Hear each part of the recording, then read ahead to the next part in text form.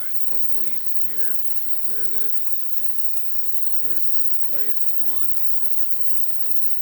Now I hit the power, see the light goes dim.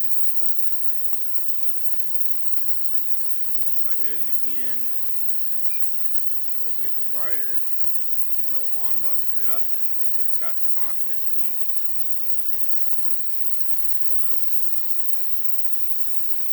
That's the problem. I can't turn the heat off and the heat keeps getting hotter. This earlier when I was using it was up to 64 and it was off. So hopefully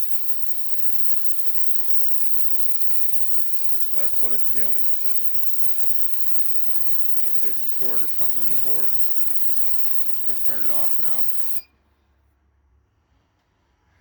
And as far as I know, I'm supposed to be able to control the heat without this unit being on. How else are you going to preheat it? See, that's what it's doing. And I like how it is and stuff. Being this is my first one, the more I mess with it, just like any new toy, I guess you could say. So that's what it's doing. I have no control over the heat. It's on all the time.